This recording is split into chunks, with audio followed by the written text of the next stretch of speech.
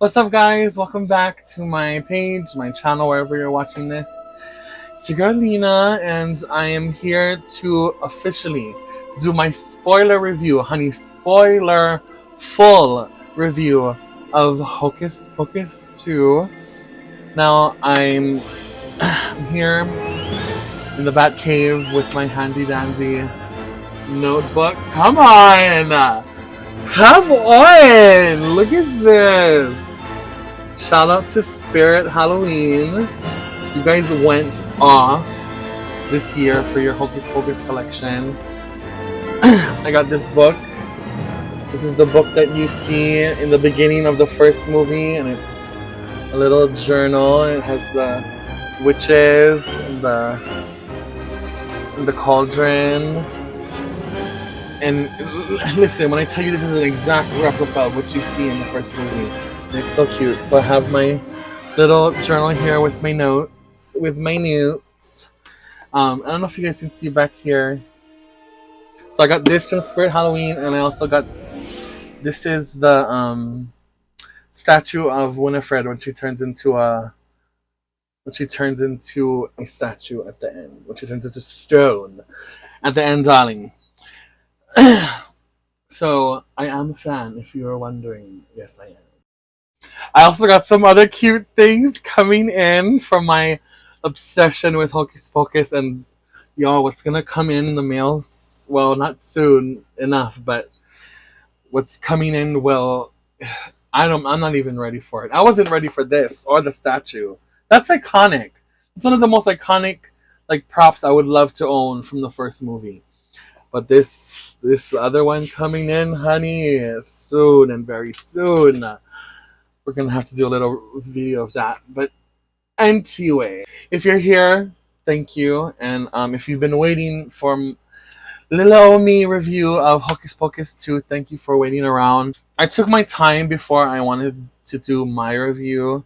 One, because I'm busy and I didn't make time when I should have, but also because I really wanted to. I'm not a pro at these review things. I'm just kind of starting, and I just pick and choose stuff that is important to me, that I want to review.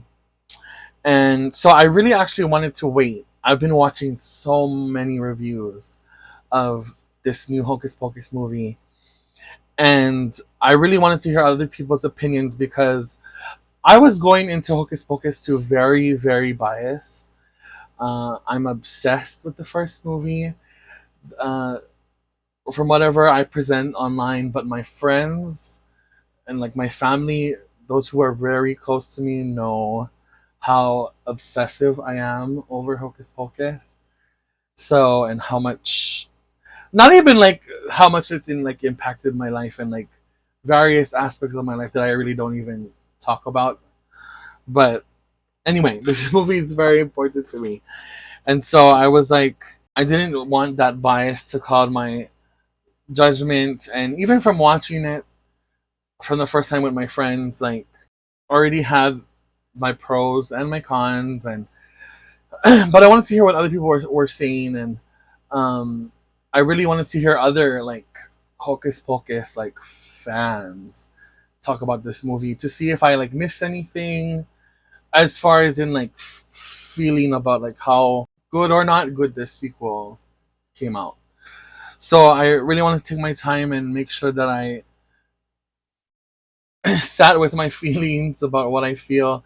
And so it came out on the 30th. Today is what, the 4th when I'm recording this, and I've already maybe watched it over 10 times. Don't judge me, that's my business. So needless to say, I love it. I really love it. Is it a perfect movie? No. Is it better than the first? No. But I was just messaging with my cousin, my friend, last night, and yes, I know it's not a perfect movie by far. It's not better than the first, but what I'm trying to keep in consideration is that I've been obsessed with the first movie for over 20 years. We haven't even had time to have a relationship with Hocus Pocus 2 for not even a week yet. And so I'm keeping that in mind because that's a 20 plus year relationship with a movie that I love, that I can quote down, and that I have so much invested in. So, with that being said, I'm trying to keep that in consideration with my thoughts and feelings about the story of this movie, the anything, the music, the special effects, honey, because we get into all that over here, and all that stuff matters. But when it comes down to it, overlooking its flaws or whatever, and I can't even say much because, like how I said in my trailer review, honey, I ain't no filmmaker. I just watch the movies, honey. I can't make them or fix things that I think might could use some fixing. But anyway, let's get into it, shall we? So, as you guys can already tell, this will probably be a long one. But instead of going like exactly point by point of every single part of the movie from beginning to end, I will do that, and I'll try to keep it in as much chronological order as I can. But I'm not going to review like every second of the movie. I will just talk about majority of the things that I liked, like things that really stood out to me. Little things here and there that may not have been perfect to me. So let's get started with just from the opening. Disney has to come in with that castle, before they start the movie. But just the way that they switched it up for this movie, it's beautiful. It's ooky spooky. It already sets the tone. And automatically, from the start, you hear the original score from the movie. And I'm not sure what other review person I seen say this, but I felt this when me and my friends watched it for the first time. The fact that they kept the score the same from the first movie, taking bits and pieces and putting it here and there in the film, helped make this feel like, yes, it's a sequel, but it made it feel like a direct like link or branch off of the first movie. Um, I cannot think of the composer's name off the top of my head. John something. I'm so sorry, but his score from the original film being used in this film really helped you feel like you were in the world of Hocus Pocus. So that was stunning. The music, you automatically hear it. It's familiar. It's the same. So that was so beautiful, and I loved that we could hear it again. The whole sequence in Salem, in 1653, I loved it. I love the young Sandersons.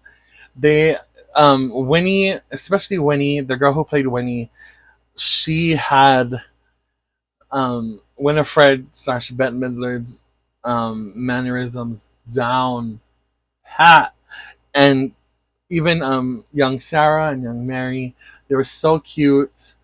They they just looked great. They looked great. They acted great. They were awesome. Tony Hale as the Reverend, and he later on plays Mayor Trask, who is a descendant of the Reverend in the village. he was he was extra, but he was great. I liked it. They banished the girls because they think that the girls are devilish, and because of the spider that they think is the devil, and yada yada yada. So the girls run into the Forbidden Forest. Yes, Forbidden Forest, and they're scared, and they meet the witch mother, which I think her role was credited as Hannah Waddingham from Ted Lasso. I've yet to watch that show. I hear it's amazing, but I really liked her character. I wish we could have had more of her. I liked how, and okay, so a lot of people's gripes is that the acting was so extra and um, much, but Honey, have you seen the first? They are, everything about them is extended and dramatic, and um, it's just, Winifred is all hands, honey, and face, and Hannah Waddingham was going in on her part, and I loved it. I like that that was already foreshadowing why Winifred shouldn't do the Magicae Maxima spell, because clearly, and because Book doesn't like doing it, so clearly Witch Mother has done that spell, and that's why she say her coven is long gone. So that was nice foreshadowing as to what would happen later. Um, and I loved seeing Book. Book is one of my most favorite things about the first movie, and I loved how they um just amped up his role in this movie, and the fact that he has opinions, he has feelings, and control over his own thoughts. So that was a really really cool character development in this movie about something that's so iconic from the first one, but yet still building upon how they're portrayed in this film. And then fast forward, we meet the new girls, the new coven, Becca, Izzy, and Cassie. I loved, well, not when you initially see them, but for the rest of the movie, I love that their outfits were mirroring the Sanderson sisters. So Becca was clearly the head witch in charge. Her clothes were green and purple. Izzy's clothes were like red, and she had that like houndstooth print, and even like that like square plaid design, for her skirt and stuff.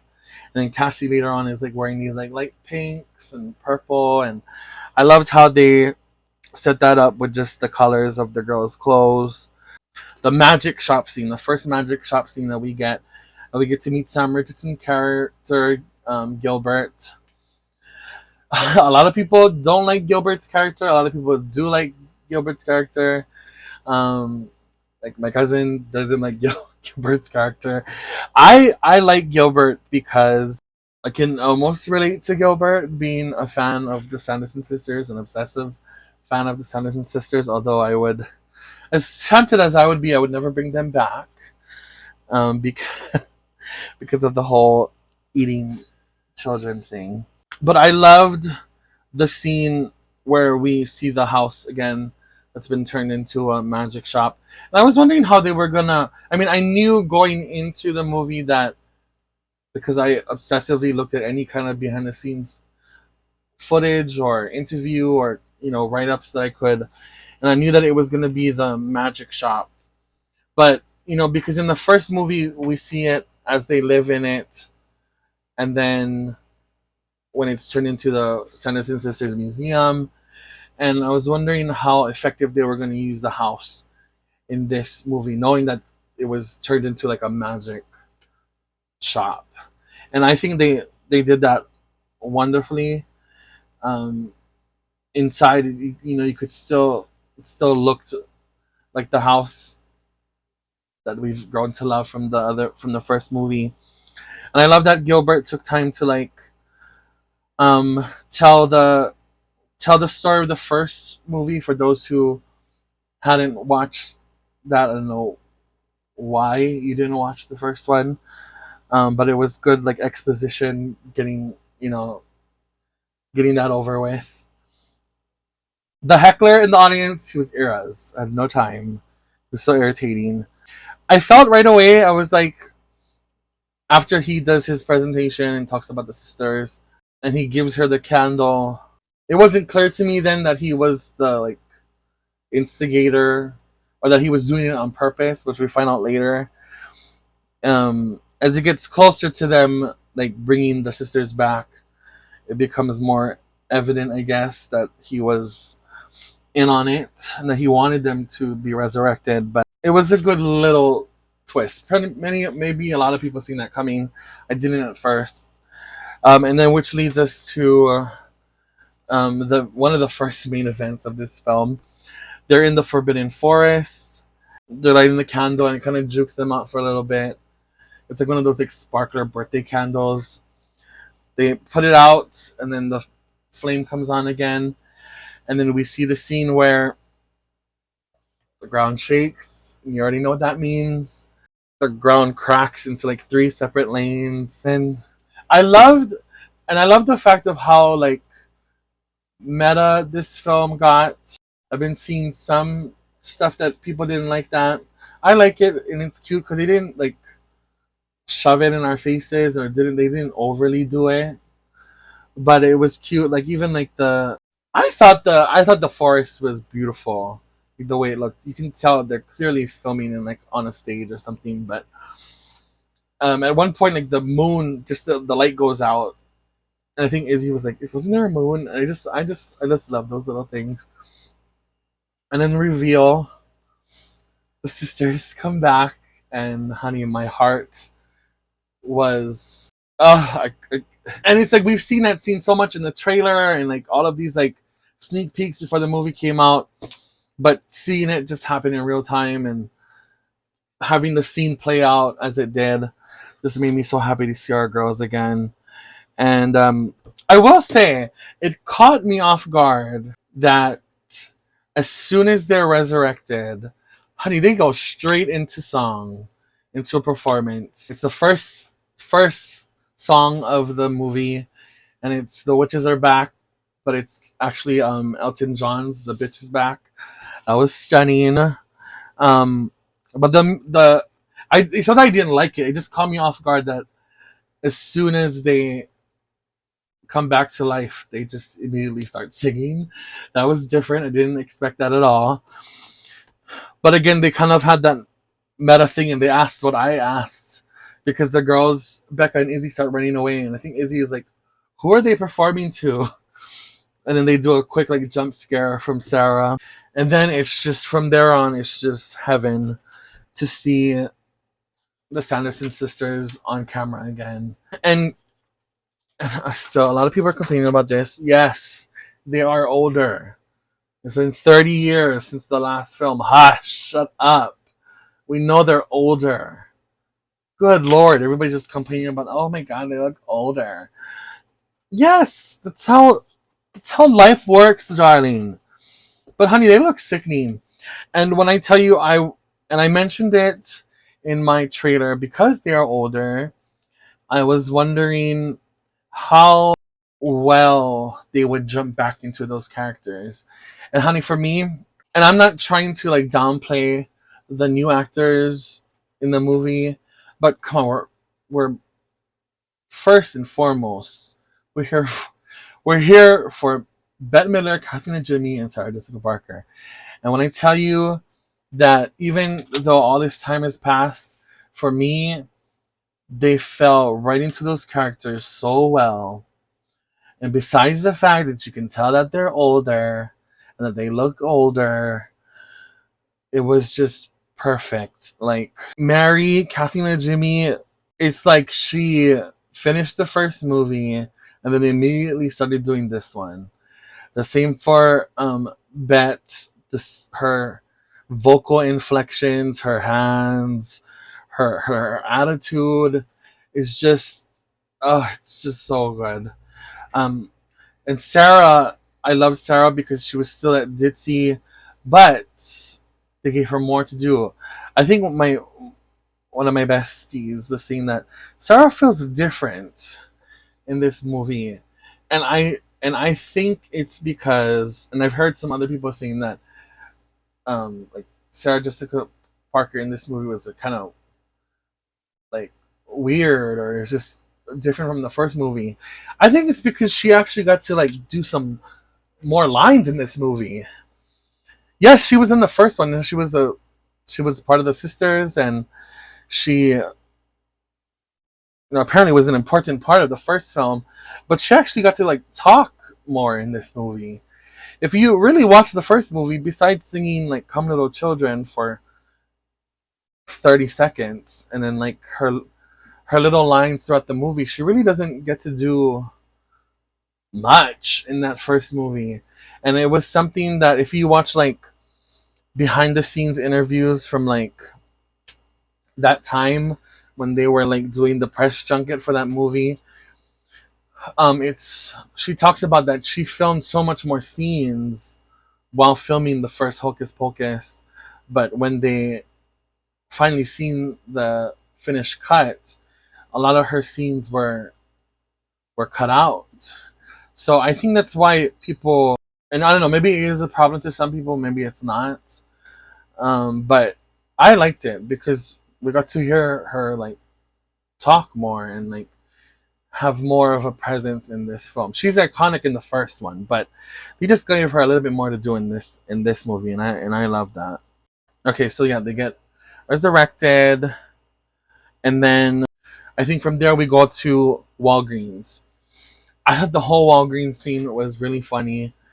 I thought it was really cute. I thought, and it was a good homage to the first movie because there was like a whole plot or like a subplot, I guess, from the first movie that was cut out in the first movie. In the first movie, they weren't.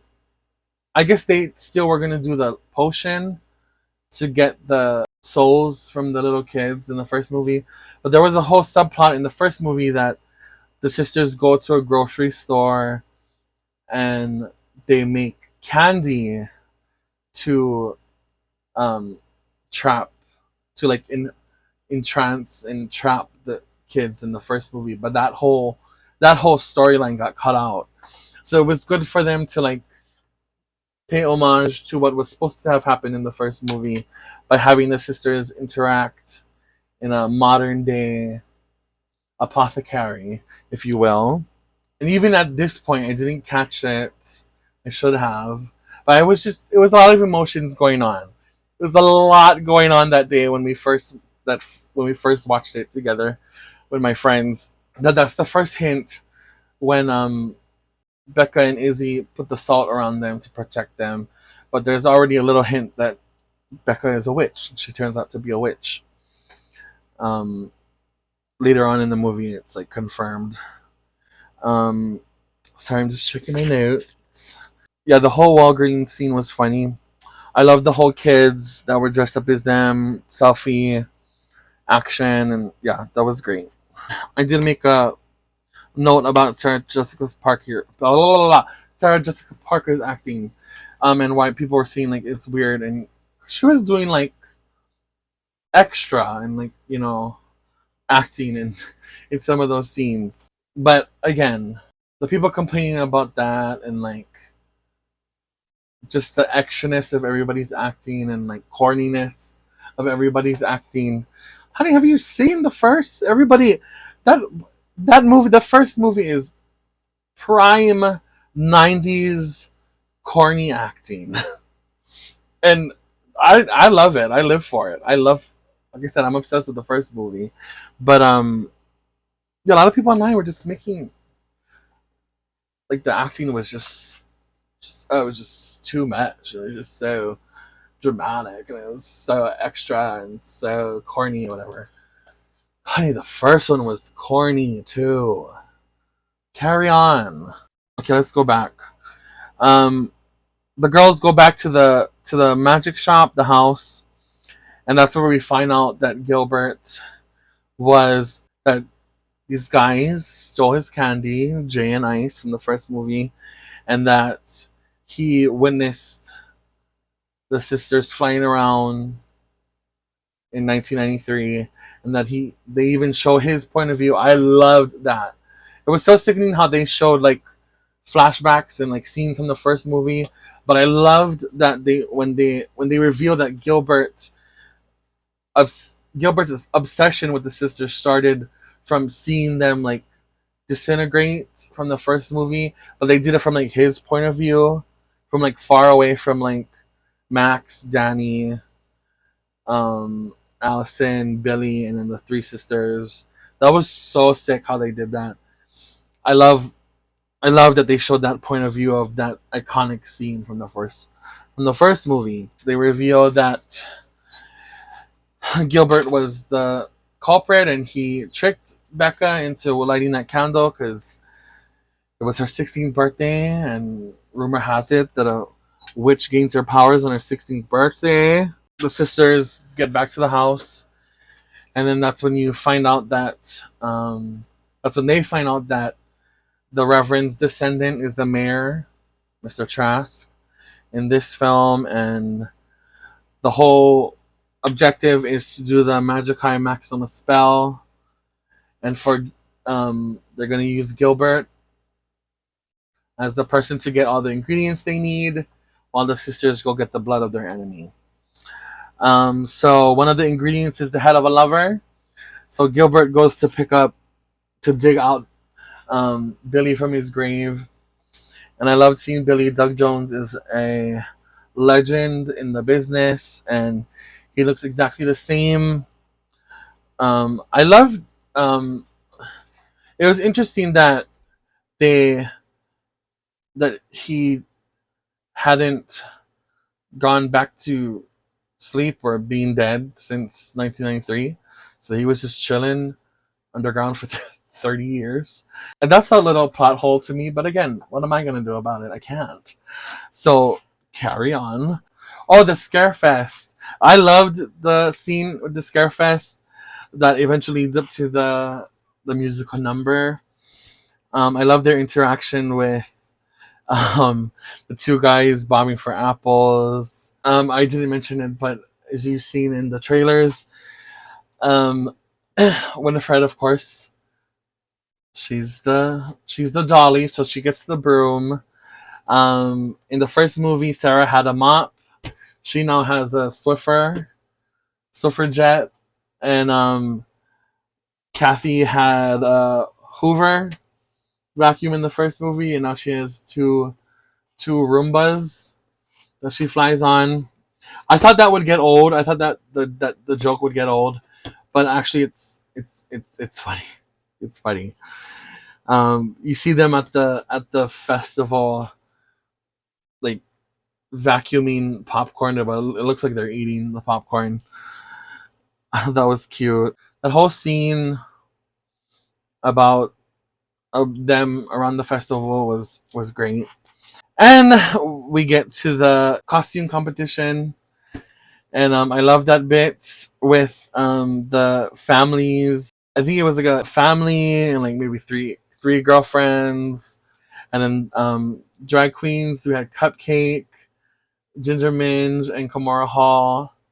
That was really funny. I love that. I love that interaction. Diversity, inclusion, honey. Yes, that was really cute. And then I really loved One Way or Another, the performance, the musical number. My only gripe is that I wish it was longer. Yes, I Put a Spell on You is iconic. It almost cannot be touched. It's also just a naturally more spooky song, like more apropos for Halloween. But in the context of why they used One Way or Another, I thought it was great. I just wish that they were on stage longer, because the whole point is they're trying to find the mayor to get his blood.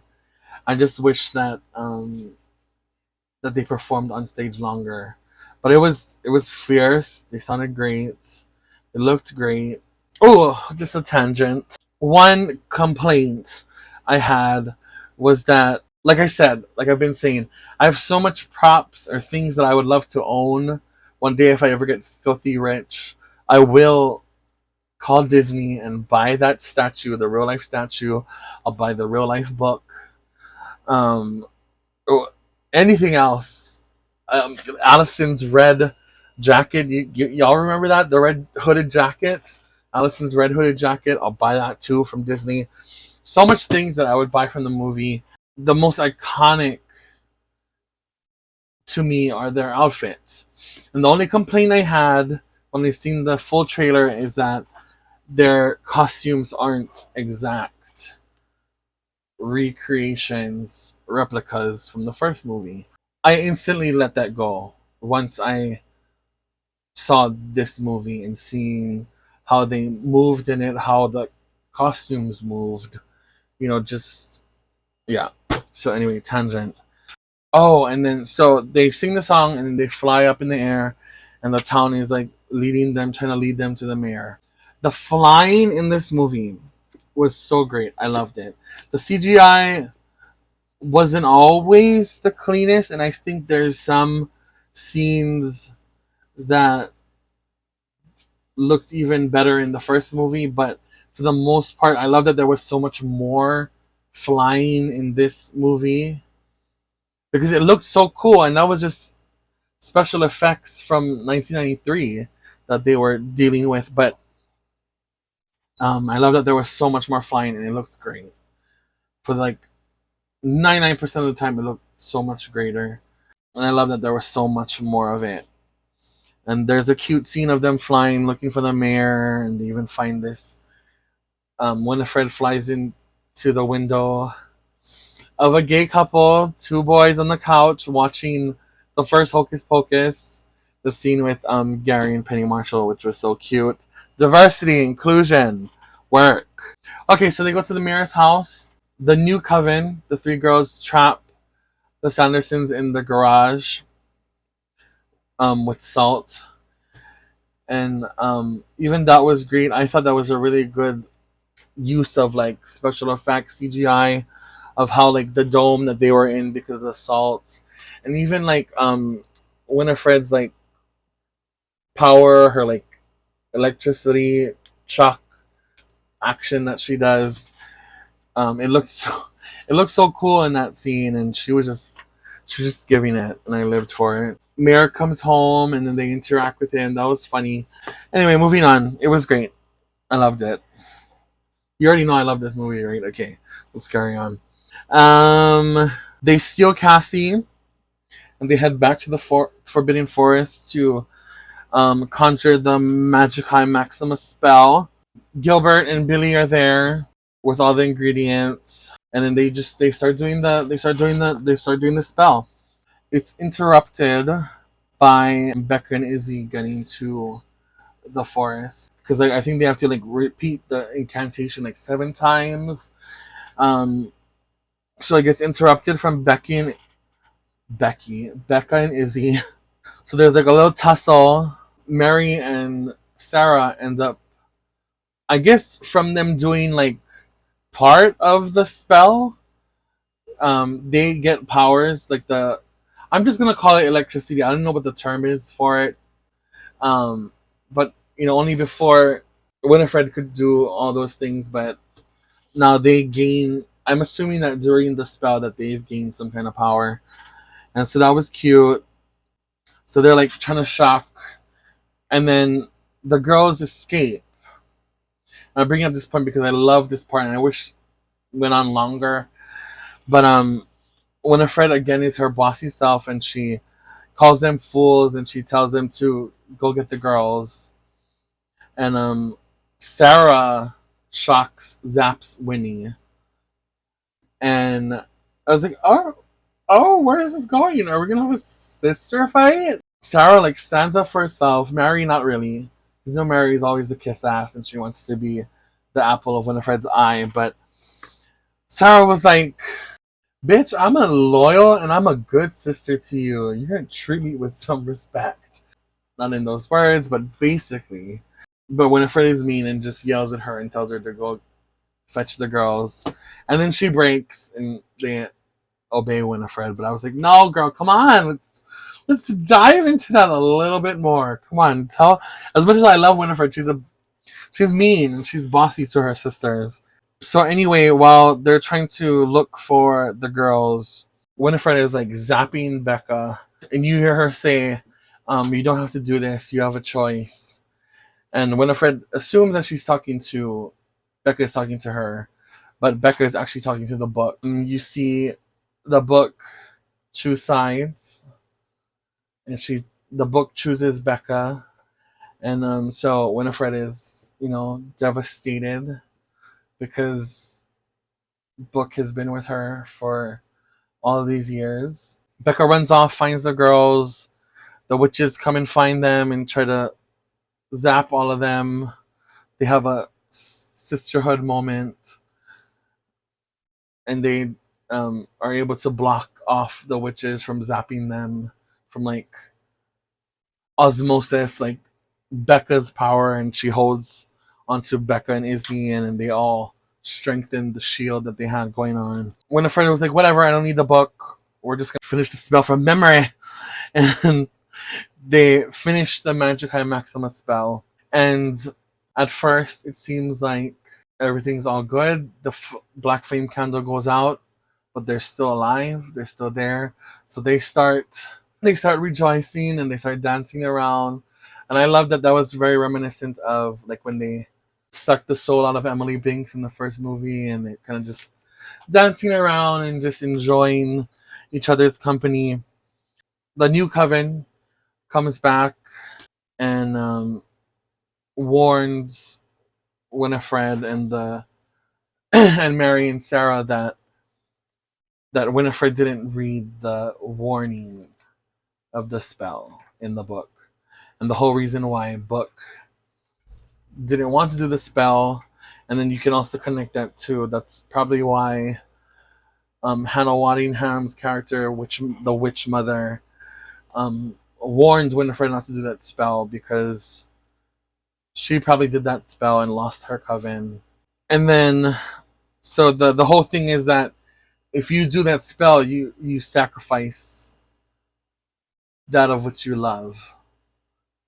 And as mean and as selfish as Winifred is, the only thing that she loves are her sisters. And honey, buckle in, because from here on out, pretty much to the end, is just okay. So you hear Mary and Sarah start like freaking out, Winnie, Winnie, and they start floating, and they just start slowly turning into dust.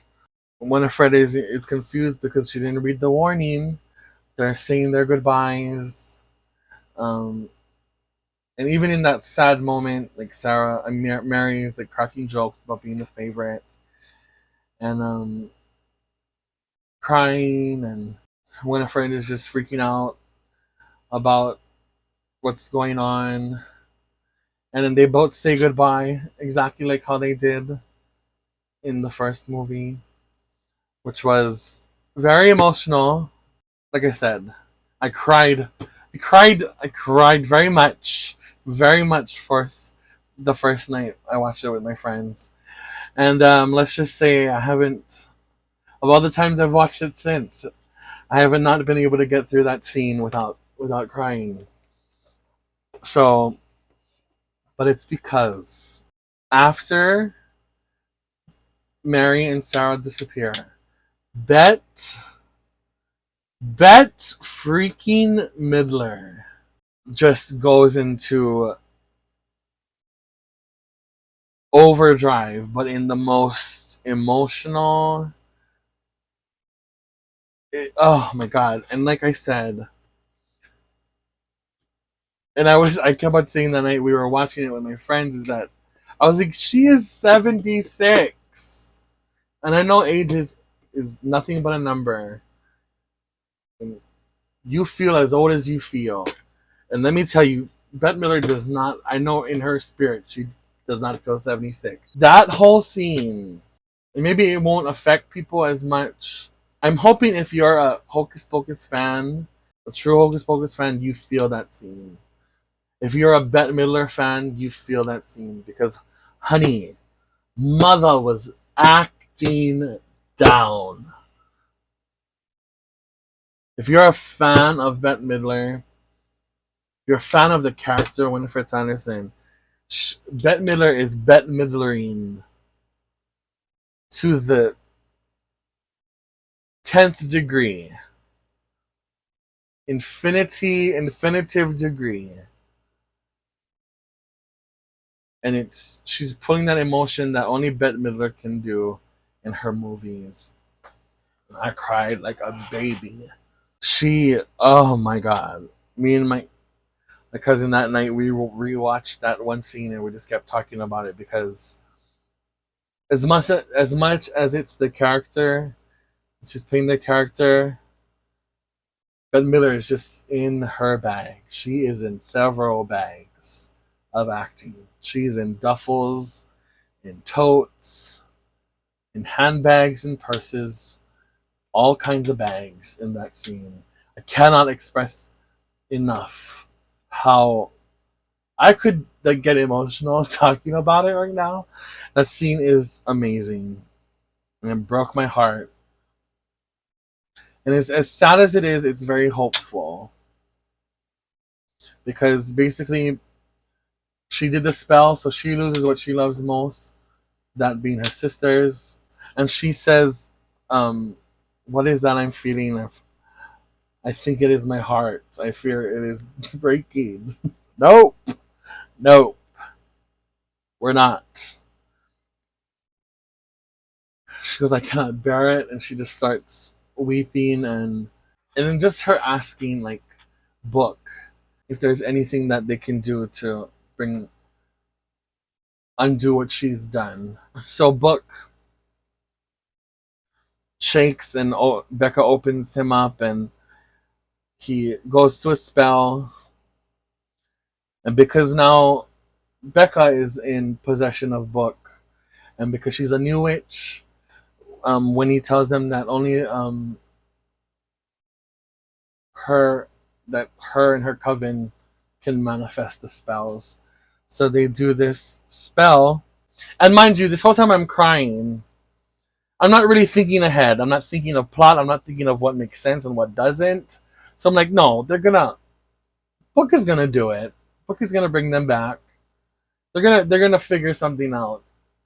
I'm like, this is not gonna wreck me that bad, right? And and before they start doing the spell to reunite them, so are you sure you want to do this? And Winifred goes, my powers mean nothing without my sisters. And some other people have pointed this out. But if you remember in the first movie, she's trying to get Danny to drink the potion so that she can, suck the life out of Danny. But Max drinks the potion, and Winifred says, "What a fool to give up thy life for thy sisters." So some people caught that, and that essentially she does that. She is the one doing that in this movie, um, because of what she's done, and she's giving up her life and her powers for the love of her sisters. It's so good. You guys, please just watch it and make it to the end, okay? Please. It's so good. So the girls do the spell, but nothing happens. Come to find out that it's not a spell to bring them back. It's a spell to send Winifred to them to be reunited in that way. So she loses her life again, but is sent to her sisters. And in that moment, I'm like, oh, how is Winifred going to react? Okay, sorry, tangent again.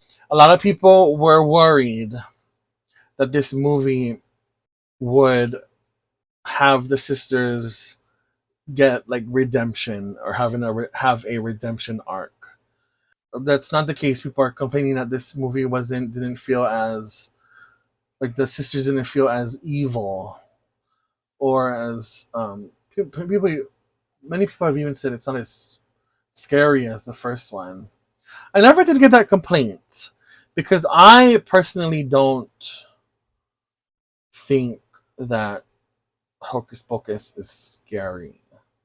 Like a lot of people honestly feel that the sisters are scary in the first one, and if that's how you feel, do you, boo boo? But I guess I was just, as a young child, I was just too obsessed with how fabulous they were that nothing seemed scary.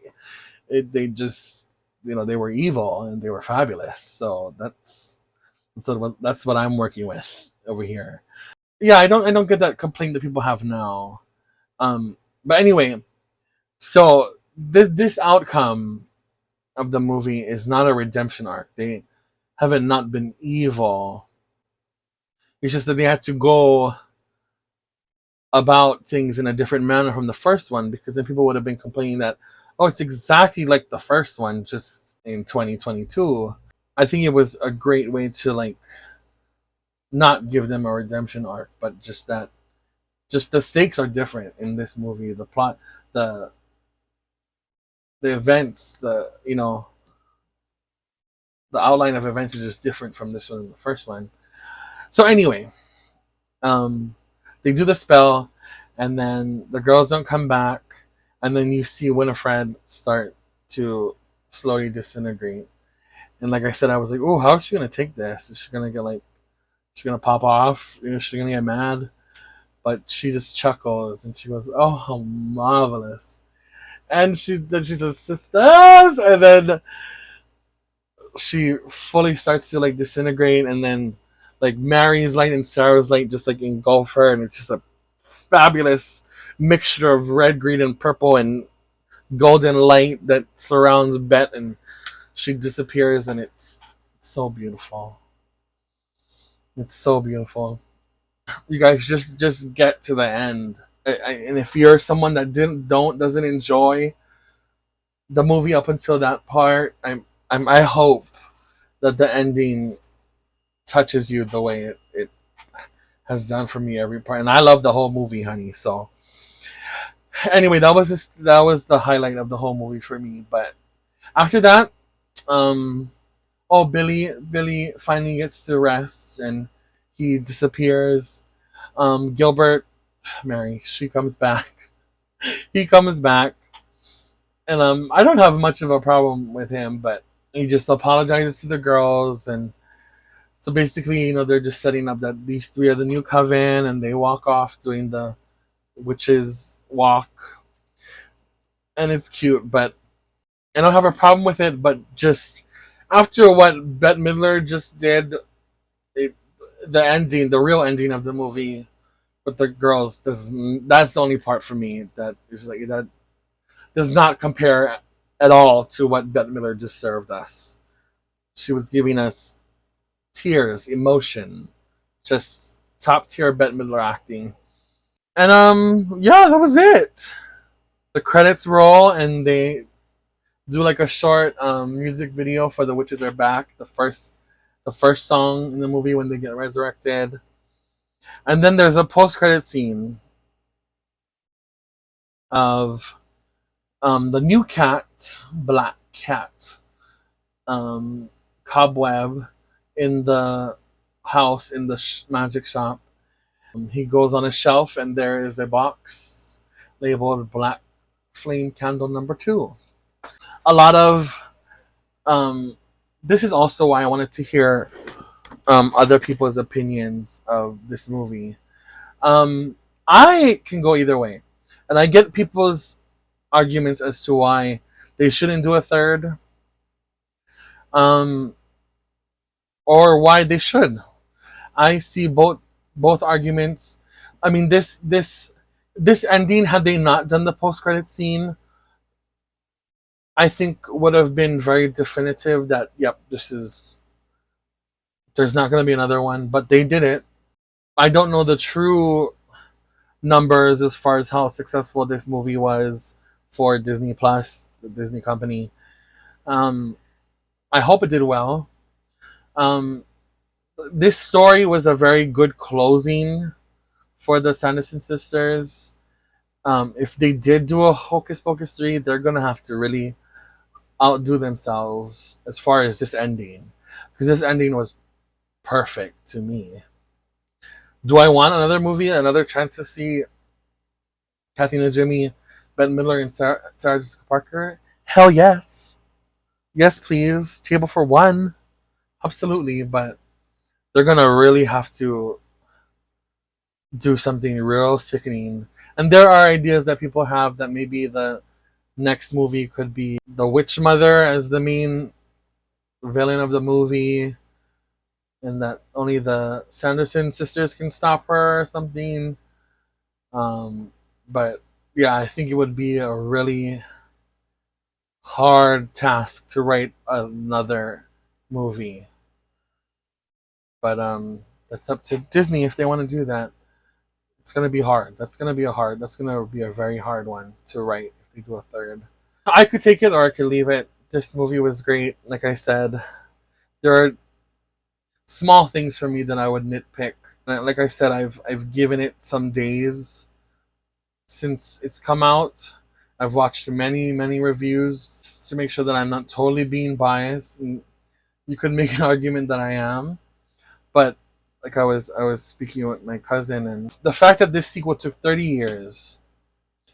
The When Hocus Pocus first came out, it tanked. It did not do good, but it grew up with my generation and my age group, and we are the ones who are obsessive over it. So they know the fandom of Hocus Pocus is obsessive, and I think that either they're gonna do it or they're not gonna do it, and so they did it.